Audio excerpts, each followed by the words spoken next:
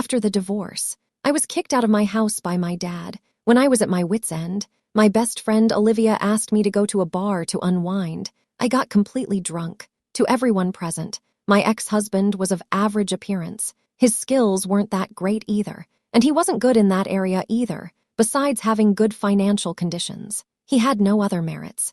Everyone present showed a look of surprise. Olivia reminded me, "Doesn't your dad still hope you two can get back together? Remarry? Impossible. Whoever wants to eat their words can go ahead. Anyway, not me. A good horse doesn't turn back on its path." A year has passed. The man held me close, gently pinching my chin. He said with a smile, "Did you not say a good horse doesn't turn back on its path?" I laughed and said, "I'm not a good horse. My dad always says I'm too immature. He's worried about me from childhood to adulthood. He found out after my divorce. He's like a fly, constantly buzzing in my ear about my ex-husband's various merits. She went to great lengths to persuade me to remarry my ex-husband." I angrily replied to her, "You think my ex-husband is so great, then you go be with him." My dad kicked me out of the house in a fit of anger. He also cut off my financial support. 2 months went by. I found myself completely broke. My mood was at its lowest point. Olivia called. I went straight to the bar. I started drinking heavily. I usually don't drink these kinds of alcohol, but now it feels like I've never had a drink before. Everyone was having a great time drinking. After a few drinks, someone mentioned Michael. Everyone knows about my divorce from Michael, so some people started curiously asking about it. As soon as I heard his name, I felt annoyed. Don't mention him. My ex-husband is not good-looking. The technology isn't good either, and they are particularly stingy, except for having a bit of money. Nothing else is good. As soon as those words were spoken, everyone present looked at each other. They all showed expressions of disbelief. Olivia, sitting next to me, gently nudged me with her elbow. She reminded me, "Doesn't your dad still hope for you two to remarry?" As soon as I heard the word remarry, I couldn't help but get angry. Remarry? What a joke. Reconcile? Not a chance. Whoever wants to eat their words can go ahead. Anyway, I don't go back on my decisions. The bar suddenly fell silent. After hearing my words, Olivia was so angry she wanted to hit me, but she couldn't reach me. She could only stand there helplessly. A shadow gradually approached, until it completely enveloped me. I looked up. Before I could see who it was, I was pulled into a solid embrace. Then he passed out. I woke up the next morning. My head was pounding. The pain was so intense I felt like I could pull my head off my body. I hadn't moved yet, but I saw a scene that scared me. My ex-husband came out of the bathroom. His wet hair was dripping with water. A droplet slid down his collarbone. It traveled past his solid chest and well-defined abs, and continued down. I suddenly felt a warmth in my nose. I quickly reached for the tissues on the bedside table. I felt embarrassed because of my nosebleed. That man suddenly said, "You said last night that I wasn't good-looking. Why do you look like this now? If Michael is considered ugly, then no one in the world can be called handsome." "Wait a minute, you said him. I look ugly. Did I say that? Did I drink too much last night? Did I say something I shouldn't have? I usually forget everything after drinking. When I wake up, I've forgotten everything. Now I really can't remember anything clearly." That was indeed said by me. The man approaches step by step. The scent of the body wash surrounds me. His deep, hoarse voice comes from above. "What else? Last night, you ruined your own reputation." He said my skills are lacking. The level is too low. I usually enjoy talking bad about him behind his back. I didn't expect to say it to his face this time. Now I really want to find a crack in the ground to hide in. My ex-husband is right in front of me, wearing a loose bathrobe, exposing his toned abdomen. He says in a hoarse voice, "I must prove my innocence." The ex-husband's bedroom. The ex-husband's bed. This is bad. I want to sneak away quietly. I just moved a little and I was pulled back. His hot breath hits my face. My face turned red all of a sudden. His hand slipped under the blanket. It wandered around my waist. My waist is particularly sensitive. Just a touch makes it unbearably itchy. I suddenly delivered a spinning kick and kicked that man down to the ground. No matter how bad his expression looked, I followed up with a leftward spin. My foot landed steadily. "Not leaving now. What are we waiting for?" He hurriedly said something as he left. "Sorry, I didn't mean to." I quickly ran out of the underworld. I immediately made a phone call. "Are you two still in touch?" Olivia immediately asked. "No. How is that possible? Last night, it was Michael who took you home. Your face was blushing at that time. You looked especially charming." A grinding sound came from the phone. Any guy would do that. I scoffed dismissively. If it were really going to happen, it would have happened long ago. Why wait until now? It's been 2 years since we got married.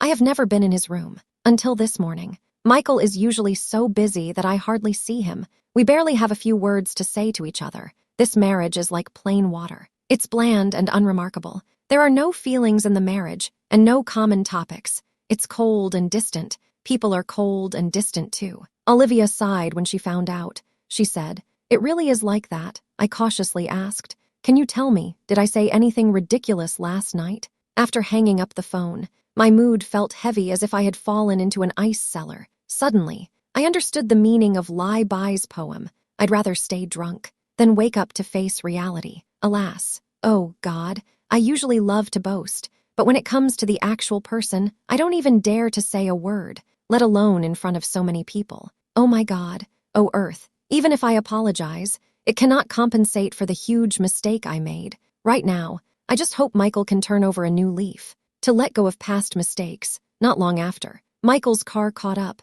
I helplessly closed my eyes. Get in the car, I waved my hand and said, "No need. My ride-hailing car will arrive soon." Only then did I realize, this is a private villa area. Ride-hailing cars can't come in at all. He doesn't think clearly, but he is particularly stubborn. The villa is far from the city. You can only walk on 2 legs. I don't know how long it will take to walk, and my phone shut down after the call. Fate seems to be pushing me into a dead end. I sat in the car. I didn't dare to say a word. All I could think about was how to get away safely. The journey was very calm. The car came to a steady stop at the entrance of the community. My ex-husband suddenly said, "Why are you doing so poorly?" I smiled helplessly. "Say it. It's okay, I guess. You're the young lady of the Smith family. After the divorce, you shouldn't be living in such a poor place. It's not too bad, I suppose." I thought to myself, this place really isn't great. It costs $2,000 a month. I only found it after searching for a few days.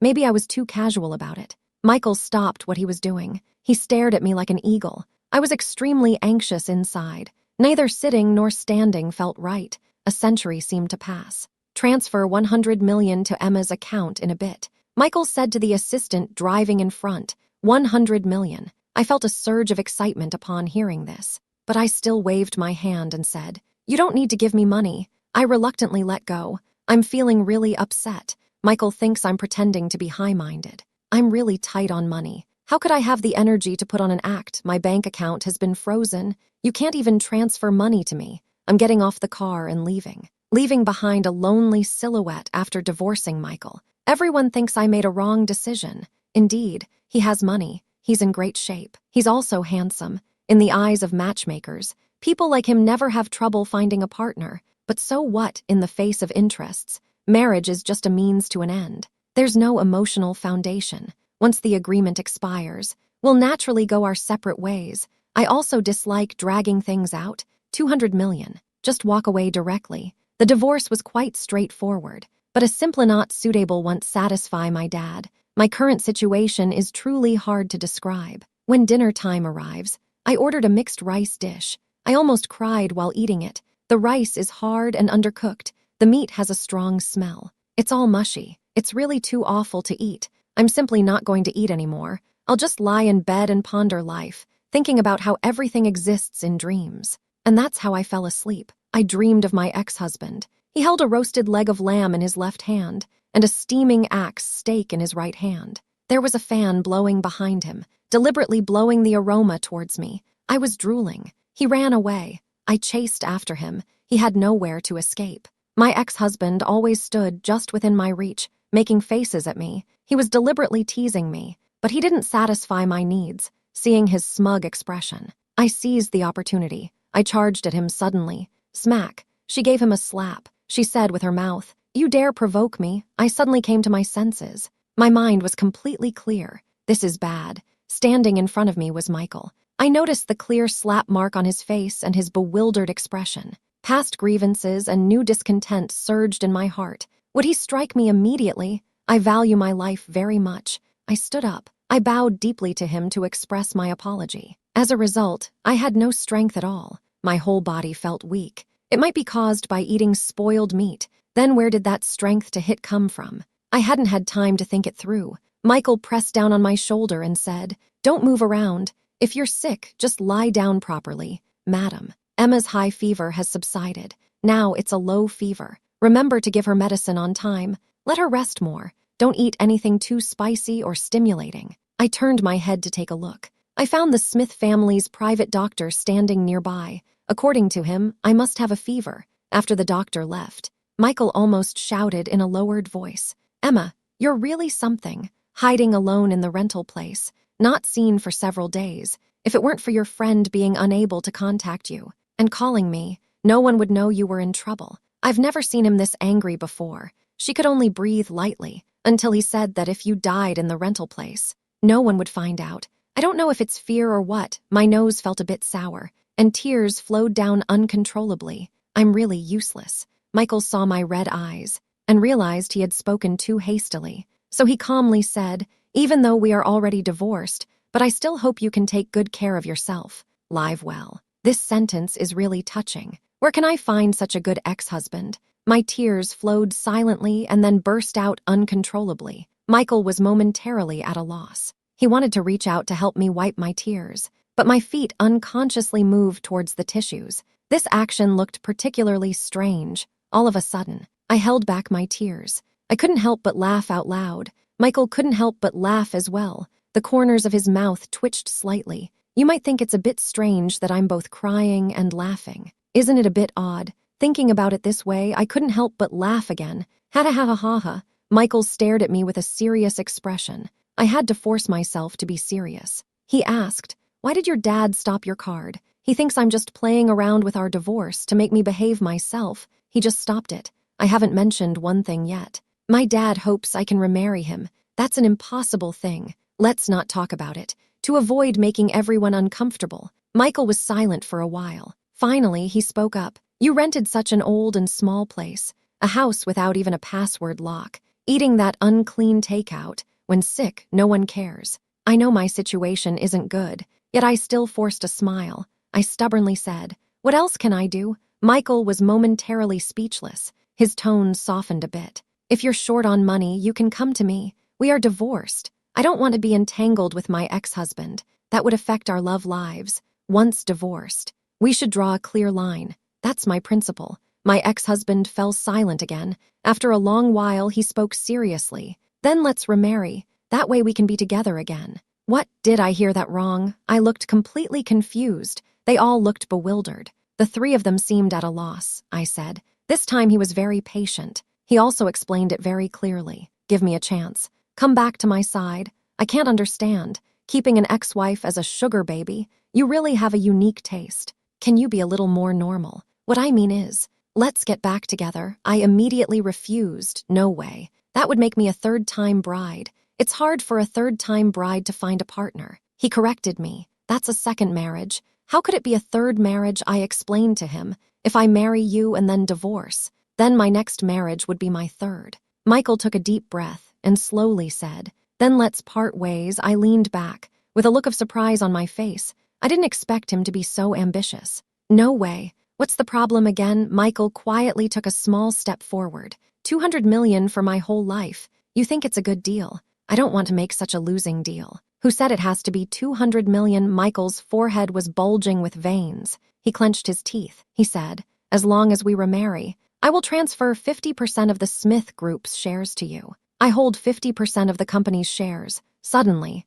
I felt a bit dizzy. It seemed like there were countless stars spinning in front of me. With this, couldn't I live a wealthy life? A life free of worries? Wealth that makes one a little confused? Good. Let's remarry right away. I held the red booklet. I immediately made a video call to my dad. That was quite a triumph. I couldn't be happier. She kept waving the notebook in her hand. She said excitedly, "Dad, I remarried Michael. Please unfreeze my bank card. Otherwise, it will affect my income. Do you understand?" On the other end of the phone, my dad was particularly happy to hear that. He promised to give me a black card. Everyone says, after experiencing difficulties, good luck will come. I feel particularly happy now. I picked up the phone and called Olivia. I sincerely said, "Olivia, thank you for thinking of me from so far away. I noticed long ago that you too had hope when I couldn't reach you abroad." I directly called Michael. "Your remarriage, is also a natural thing. Olivia has rich relationship experiences. How could I not have thought of that? Do you remember that night you got drunk? Michael's gaze at you was a bit unusual. Something feels off. You will understand in the future. I hung up the phone.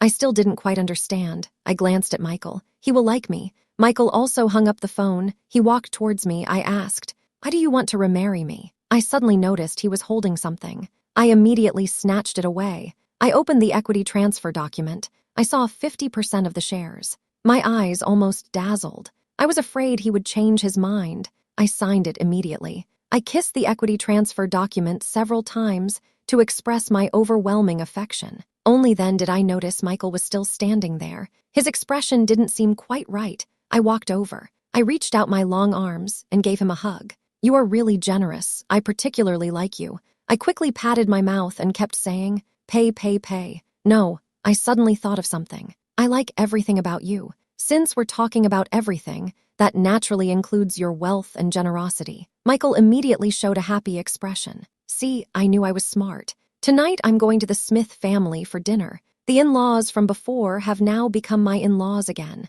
My ex-husband has also turned back into my husband. This identity change is happening too fast. Thinking about it now, it's a bit awkward. Ha ha ha, Michael. If Michael bullies you again in the future, just come find me. I'll help you get justice. I explained softly. Michael didn't bully me. If he didn't bully you, why would you get so angry that you'd divorce him directly? Emma, you don't have to speak up for him. Someone like him needs to be taught a lesson when it's time to teach a lesson. Otherwise, he won't remember. Ha, I understand now. Mom, how could I possibly disrespect the financier, Michael? Don't just focus on eating for yourself. Serve some food to Emma. Look how thin your wife has gotten. Mom has sharp eyes. She noticed right away that the flesh on my face was trembling. Michael, serve me some food. I haven't even seen what it is. Suddenly, his mom got angry. The chopsticks were slammed heavily on the dining table. I held my breath. I was afraid Michael's mom would throw a plate of food at me. Even though it wouldn't hit me,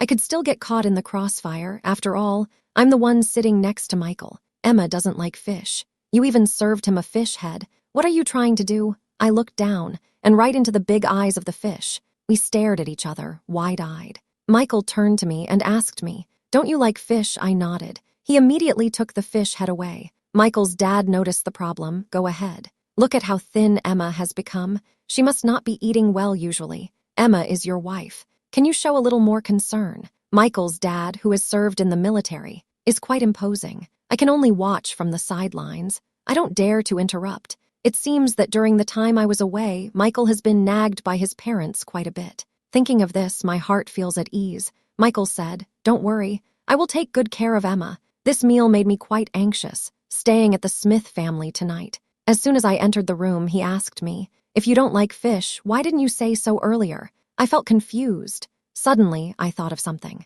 At an important banquet, there were all big shots seated. Michael served me a large piece of fish. Actually, I don't really like eating fish, but in the end, I quietly finished eating. After all, there were so many people present. If I didn't eat, it would seem impolite. What he mentioned was probably that matter. I'll answer directly. I'm just afraid of embarrassing you. Outside. Others will consider my reputation, but you don't have to. Do you understand? I understand. Is there anything else you don't like to eat? Nothing except fish. There's nothing else. I move a bit slowly. When I came out of the bathroom, Michael was already asleep in bed. I quietly walked over. I lifted the blanket and laid down, even though it wasn't our first time sleeping together. But tonight feels different. My heart is beating especially fast. Vaguely, I feel like something seems to have changed. My mind is a mess. Various thoughts keep popping up. Suddenly, I recalled the scene of meeting Michael for the first time. Only one word can describe it: awkward.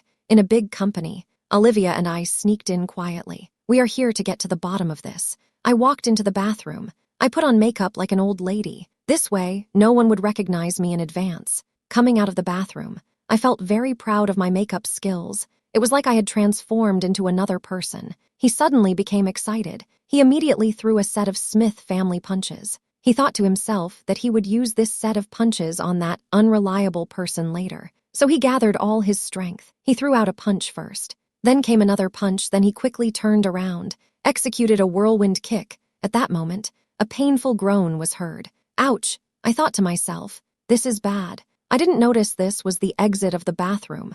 I accidentally kicked someone. It seems I even kicked them in a sensitive area. He is a very handsome man, wearing a well-fitted black suit. He looks particularly serious. Olivia comes out of the restroom. She happens to see this scene. It's amazing, that moment. The expressions of the three of them are exactly the same. They are all stunned. This floor is completely empty. It seems particularly desolate. I finally found a restroom. I didn't expect that. There was a particularly handsome guy inside. A big misunderstanding occurred. My first reaction was not to apologize, but to run away. I grabbed Olivia's hand and ran away at the speed of an 800-meter dash. Quickly left, in the end. That irresponsible man was caught. Olivia finally regained her freedom, but I fell into trouble. In the near future, I sacrificed my entire freedom. My foolish actions became Olivia's first-hand joke. She couldn't stop smiling. I want to laugh too, but I can only force a smile. After laughing, Olivia suggested I compensate and apologize. At that time, I indeed had an urgent matter to handle, so I had to put this matter aside for a while, mainly because that kick was quite hard. I'm worried it might affect important parts of my body. What if something goes wrong? Then use your money to help him get treated. We can't let someone lose their ability to have children for no reason. Olivia immediately replied, "That's right. We can't go against ethics." I planned to apologize in person the next day, but plans never keep up with changes. My dad forced me to go on a blind date. When I arrived at the restaurant, I realized. It turned out I was supposed to marry the son of the Smith family. I had to escape. The son of the Smith family was actually the man I kicked in the sensitive area. That large company is the Smith Group. That unreliable man turned out to be an employee of the Smith Group. I wanted to run away but was caught on the spot. This is bad. I quickly bent down at a 90-degree angle. I apologized repeatedly. I'm sorry.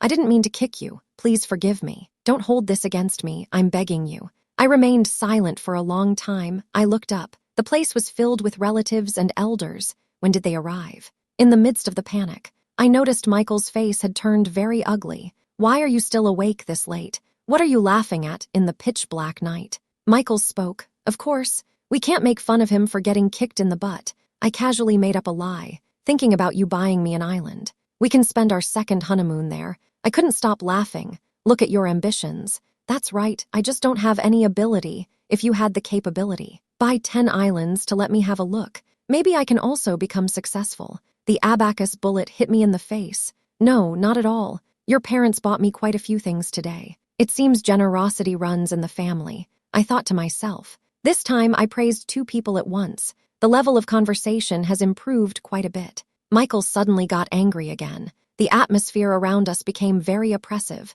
He said, "You need to be more careful with your words. Is there something wrong with his brain? Why is he so stupid?" I quickly changed my words. Our parents. It seems I need to be careful with what I say. I didn't get to go to the island because I was constantly thinking about other things. I spent over 20 years in a blur. I suddenly realized that I don't seem to have anything special I want to do. I decided to start a career. Actually, before I got sick in the rental place, I had already received a job offer. Now I am back in the position of Mrs. Smith family, but I didn't plan to look for a new job. On the contrary, I've decided to start my own business, open a clothing studio. Starting a business requires a lot of investment and effort. I'm so busy every day that I can't even check my phone messages. As soon as I open my phone, it's all messages from Michael. "Have you had lunch? What time will you be back tonight? I've prepared a gift for you. You might like it. When will you come back?" How did Michael become so chatty in contrast? My brief responses actually seem quite straightforward. I often work late. Every time I come home, Michael is always at home. If he's not watching TV in the living room, he's reading a book. When he sees me come back, he occasionally chats with me. I always find it a bit strange. "Aren't you busy lately? How do you stay at home all the time?" "It's fine, not too busy." I reached out and rubbed the back of my neck. I had been sitting for a long time during the day. My neck feels a bit uncomfortable. The back of my neck feels a bit cool. Michael turned to help me massage it. I was just about to say no, but I found his technique was really good. He was both gentle and strong. The soreness gradually faded away. I simply closed my eyes. "If you have any questions about starting a business, feel free to ask me." He was referring to the matter of starting a business. Okay, in the early stages of opening a store, There are a lot of things to deal with. It's extremely busy. To save commuting time, he decided not to go home. He directly stayed in a nearby community. This way, he wouldn't have to rush around every day. I mentioned it to Michael. He immediately said it was inappropriate. He said that area is relatively safe during the day, but the security is poor at night. He was worried it wouldn't be safe for me to stay there at night. Michael's mother also learned about this matter. This is my thought, for my safety. I specifically asked Michael to pick me up. I glanced at Michael in confusion. I asked, "How did my mom know I wasn't coming back to stay?" "Mom is worried about you, so she came to ask how you've been lately." Michael seemed very calm. I had to give in. I told him, "If you're busy, you don't have to pick me up. Michael's mom doesn't know either. Just have the driver come," but it seemed like he didn't hear. Or he pretended not to hear. He picks me up every night, to be honest. Michael looks quite charming while driving, especially his hands on the steering wheel. They seem particularly attractive. Maybe I'm too tired. My eyelids are getting heavier. When I groggily woke up, I saw Michael's face very close to mine. I was indeed startled when I came back to my senses. The car has stopped at the doorstep. "You startled me," I asked him. "Why are you so close to me?" The straight guy said, "You've got a pimple on your forehead. It's quite big. It seems like it's about to get infected. This is really driving me crazy. Isn't it because you scared me?" I decided not to talk anymore. I planned to ignore him. The car door is locked. I can't open it. I can only sit quietly. After all, he is still angry. He kept glancing at me out of the corner of his eye. It's dark outside and the wind is howling. I am indeed a little scared. I tried to lighten the mood. "I was just joking earlier. Let's get out of the car." "All right, actually, I was planning to kiss you just now." Michael's words left me stunned. I couldn't help but ask him back, "Why do you want to kiss me?" Michael's eyes revealed a deep attachment. It's as if I am about to take responsibility for him. His tone is both serious and gentle. Since the divorce, I always feel empty inside. I don't understand why it is this way. At the moment I met you in the bar, you gave me the answer. You said, on the day of the divorce, I did not try to keep you. You left decisively. After the divorce, I often think, actually, we could have stayed together. We could have continued like this. That would have been pretty good. Remarrying you is not an impulsive decision. It's a decision I've thought deeply about. I will involuntarily want to care for and take care of you. I will come to pick you up myself. This is my own decision. It has nothing to do with my mother. Everything is due to one reason. That is, I like you. What he said makes a lot of sense. I didn't know how to refute it for a moment. I could only remain silent. Suddenly, the assertive boss became emotionally agitated. "Who gave you permission to like me?" He grabbed my hand, directly pointing to his chest. Here, a tingling sensation quickly spread throughout my body like an electric current. I suddenly wanted to pull my hand back, but it was held tightly. I could feel a strong heartbeat coming from the palm of my hand, and that person, who seemed calm on the surface, had a faint blush creeping up behind his ears. "Why don't you ask? Why I like you?" He shook his head vigorously. "Say it." "I don't know. I don't want to know either." Fumbling around at the car door, I turned the knob. Surprisingly, the car door opened. I immediately got out of the car. If I stayed any longer, I might get dizzy from that ambiguous atmosphere and pink bubbles. I didn't expect Olivia to be right. This thing, he really likes me a lot. I'm quite charming. Ever since Michael confessed to me, I didn't know how to face him for a moment. A night has passed. Our relationship is even more distant than 2 years ago. This might also be one of Michael's talents. If I had confessed to him before, I would have definitely nagged Olivia about him countless times. This time, I surprisingly didn't tell Olivia right away. She found out later. I have indeed changed my feelings. My heart is in a mess. It's like a jar of mixed flavors has been spilled. I need to calm down and think things through. Since opening for business, business has been getting better day by day, online and offline. I have to manage both sides. To avoid the relationship with Michael, I can only use busyness as an excuse. Although I'm busy, I still answer Olivia's calls.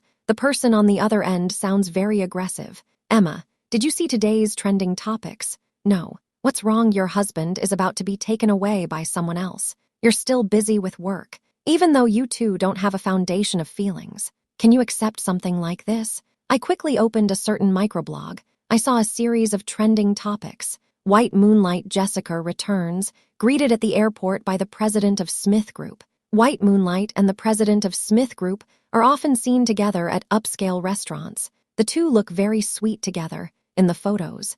White Moonlight's charm is still captivating, and the president of Smith Group's deep affection makes one sigh at the passage of time. White Moonlight is still quite young. Her skin is fair. She is beautiful. She has a tall figure. Michael is handsome and charming. He is full of charisma. They truly are a match made in heaven. This restaurant looks quite familiar. Upon closer inspection, isn't this the one that Michael and I went to last month? I remember I even said it tasted good back then. I stared at that photo intently. I was fuming inside. In the photo, two people in a corner of the restaurant, sitting at the dining table. You were feeding me. I was feeding you. It felt particularly warm, sweet, and delightful. What does he mean by this? Showing off his relationship with the White Moonlight at the restaurant where he dined with his wife. Just a few days ago, he confessed to me. Now he's openly dating the White Moonlight. This Michael is really going too far. No wonder I haven't seen him these past few days. He actually dared to do something that betrays me,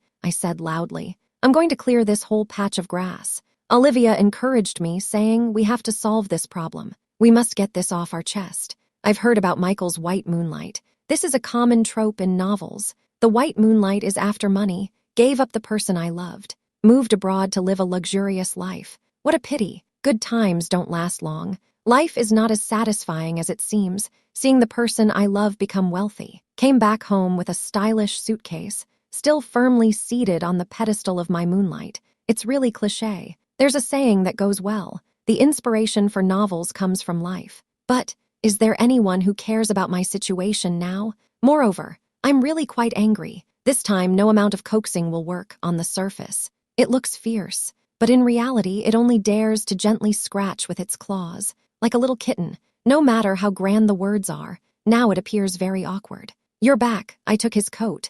A line from a song suddenly popped into my mind. You smell like her perfume, as I was thinking. I sang it unconsciously. I quickly turned off the microphone. Michael was taken aback. He looked at me in confusion. I hurriedly changed the subject. I asked, "Have you eaten?" He replied, "Yes, I have. Mom just returned from Italy. She specially brought you a gift. Just one. Yes, is this for me? Do you really want it or not?" Seeing him getting ready to take it back, I immediately snatched it away. I opened it to take a look. Isn't this the limited edition skincare product I've been dreaming of? This is a treasure that money can't buy, and now it's actually in my hands. Mom really knows me so well. My hands trembled slightly. My eyes sparkled. I couldn't help but sigh inwardly. This is just too amazing. Michael has always liked letting others do things for him, as long as he pays for it. Although this approach is a bit tacky, but I actually quite like it. I have always been well-behaved, without any out-of-line behavior. I walked straight past him.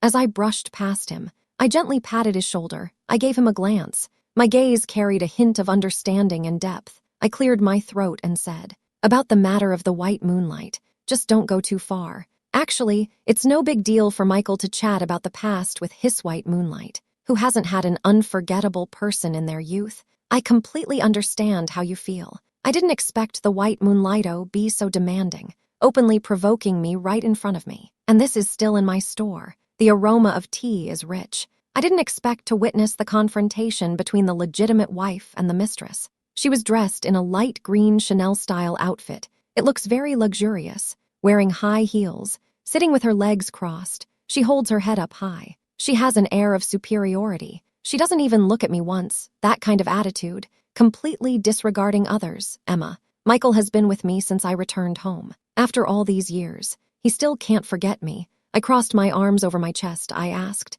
And then Jessica finally looked up at me, a few seconds later. She was amused by my nonchalant demeanor. Michael only likes me. He doesn't love you. I advise you to divorce him sooner rather than later. Stop clinging to him. It's better for everyone this way. I closely followed Michael, unwilling to leave.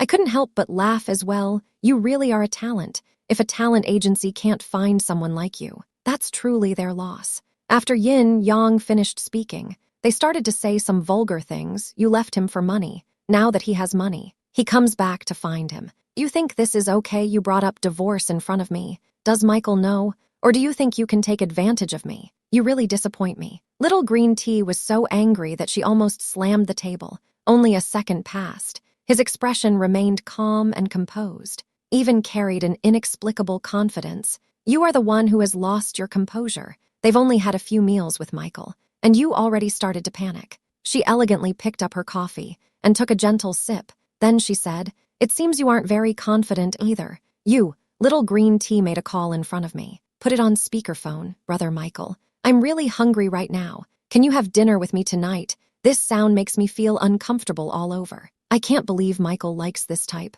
I was taken aback. Before the person on the other end could say anything, I hung up the phone. I casually threw out a remark. "Let's just wait and see." Next, he swaggered out. It made me extremely angry. I immediately called someone. "Tell him he must come home tonight. Otherwise, we will break up." Without waiting for him to speak, I hung up the phone. Finally, it was evening. He came back. I asked him directly, "What exactly happened between you and your first love? We just had a few meals together. What's the problem? Is it over?" "It's over." I suddenly became furious. "Your first love came to my shop to provoke me in person. What do you think we should do about this? Did she come to find you?" The surprise in his eyes seemed very genuine. It seems he really doesn't know about this matter. Then he calmly said, "It's nothing serious." His response was nonchalant. It made me uncomfortable just when I was about to lose my temper. He spoke again. "I've long been out of touch with her. It's just business dealings. We've had a few meals together. You care so much.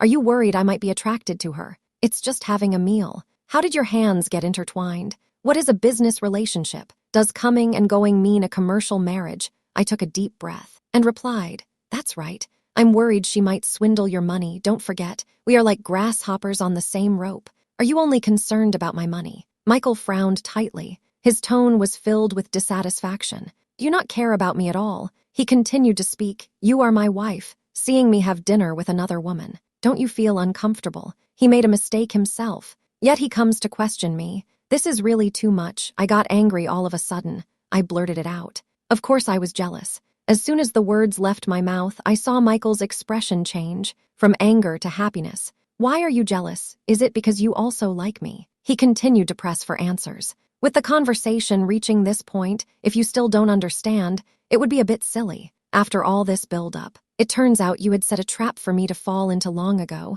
I pretended to leave, but Michael grabbed me and wouldn't let go. "Last time I let you get away. If we don't clarify this time, don't even think about leaving. All the previous tolerance and feigned generosity. At this moment, it all crumbled. I feel a surge of grievance. My tears keep flowing down. Michael saw me crying. My speech became stammering. "I'm sorry, Emma, me." He paused for a moment, then continued speaking. "Yes, I was indeed jealous. You confessed your feelings to me. I haven't given you a reply yet. You can't make me wait, while being with other women." The following words were interrupted by a lingering kiss. It turns out, the kiss is salty. A year has passed.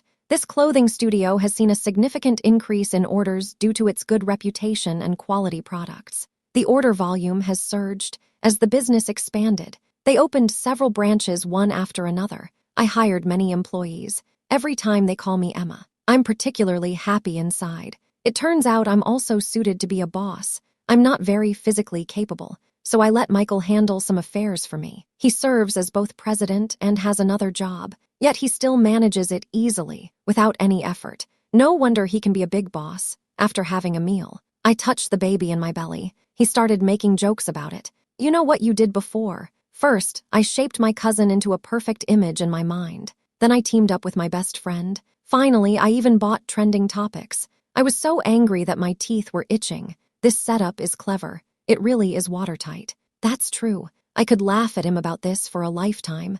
Michael interjected from the side. "You weren't any better back then. You got drunk and said in front of everyone that good horses don't turn back. Now even the little grass is about to give birth. What a case of self-slap in the face." I said with a smile. "I'm not exactly a good horse. I just like to look back and graze. But you are indeed going a bit too far. I'm so clingy. Isn't it because you're stubborn? You clearly like me but won't say it. We've been like an old married couple. I really don't know what you're shy about. You still dare to talk back to me. Watch how I deal with you." Michael frowned. He said reluctantly, "You said you were a dog. Otherwise, you can't sleep next to me tonight." Right after that, 2 barks were heard. Woof, woof, woof.